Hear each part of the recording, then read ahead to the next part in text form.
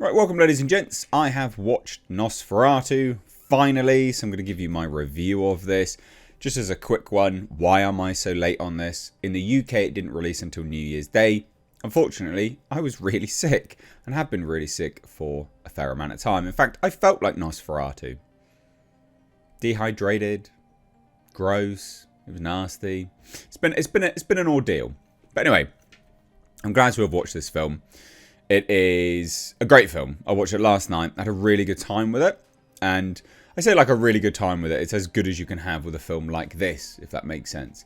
This is exquisitely shot, incredibly well acted. It's not going to be for everyone, but it's one of Robert Eggers' more commercial films, if that makes any sense. Robert Eggers is, of course, the director. He's not really a commercial-based director. A lot of his films are quite auteur.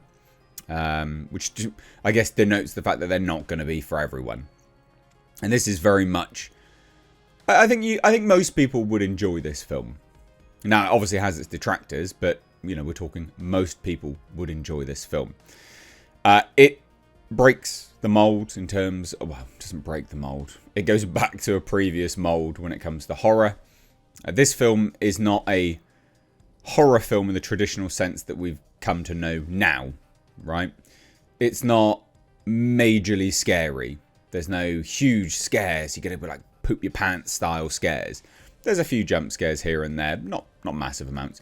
It's the story, which obviously Robert Eggers did not write. It is a re-adaptation, which is basically Bram Stoker's Dracula anyway, but that's a whole other video and conversation unto itself. It's a story which has horror within it. The story itself is horror. It's not a horror film in the traditional sense that, oh, big scary film. It's just that it's dealing with material that is horror-esque. You know, Nosferatu, the undead, the vampire, Count Orlok, all these kind of things. You know, it's not full of jump scares. It's not your Paranormal Activity, that type of movie. So, I really enjoyed this film, genuinely. I think it's so beautifully well shot. I do think the trailers have given it a sense that it's more auteur than it is. You know, it's more niche than it is. This is actually a pretty commercial based film. It has a wide appeal. It would appeal to a wide variety of the population, which is not necessarily a bad thing. I think this film works really well as it is. What's the story? Do I have to say what the story is? It's Dracula. Count Orlok is Dracula. I mean, it's basically Dracula. Do I really have to say? Should I say? Yeah. Basically, woman is haunted, played by Lily Rose Depp, who I will say actually good actor. I was pleasantly surprised with. With old Depp Kid. You can definitely see the likeness for sure. But anyway, she's sort of haunted. She has evil within her, or she knows evil anyway. She's haunted by the sort of visage of Count Orlok. Count Orlok is stirred from his endless slumber because of her, and he's trying to basically get to his love. Anyway, Lily Rose Depp's husband plays a middleman between all of that. That's basically it, really. It's Lily Rose Depp has described this as a love story. It's not a love story, although I guess you could say in a twisted way it is. And then there's other people that have gone online and gone, "You're just not media literate if you thought it was a love story. You pretentious prick." Absolutely, you could look at this from a certain angle and say Lily Rose Depp's confusion between, you know, understanding whether there's evil within her or whether she lets evil in, could be defined as an element of love there. Whether she's under a spell or not is actually debatable to a degree. There's definitely an implication that Lily Rose Depp's character has an affinity to the darkness.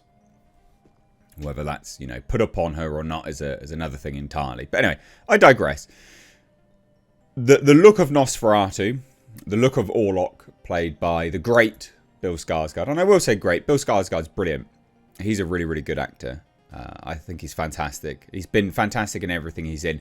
Even The Crow, right? The Crow's not a good film, right? But he was great in it for what he had. He was great in it. He's a good actor. I really like Bill Skarsgård. The look of NOSFERATU was fantastic. Really, really, really good. It's not going to be for everyone. But they do a good job of shrouding some of it in shadow for the most part.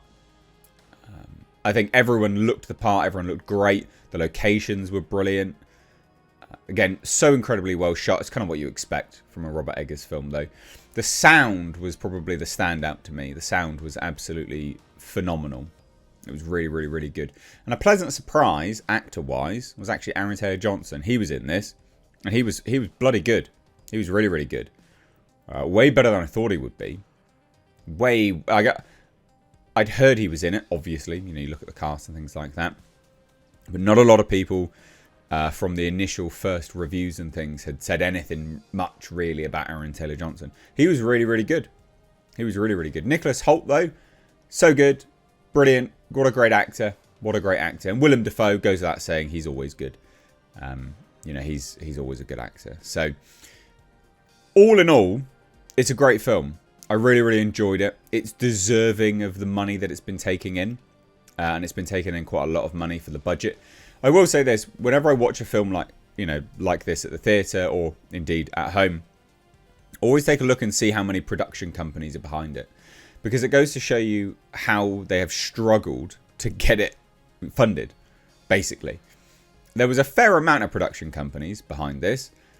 More than I thought that there would be. Because I thought this would be quite an easy one to fund and secure financing for.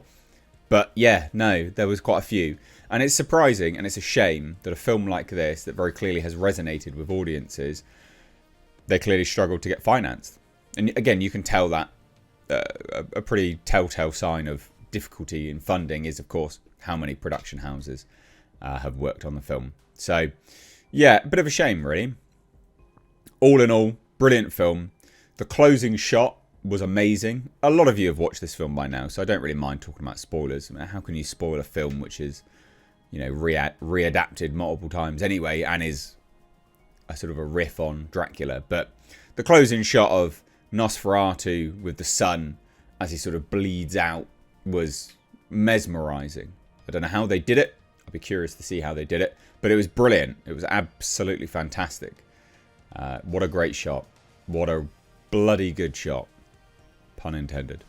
Anyway, strong recommendation from me if you haven't seen it already. I would imagine most of you have. I'm making this review simply because if I don't, I'm sure I'm probably going to be pestered too. I have been pestered too. But I finally watched it. The delay was pure sickness. It was disgusting. So, yeah, it is what it is. If you've seen it, let me know your thoughts down below. If you haven't, go out and watch it. It's well worth your time. Pacing, I actually quite liked. There's nothing really there's nothing as a standout that I didn't like about this film. So, go out and watch it. Take care. Bye-bye now.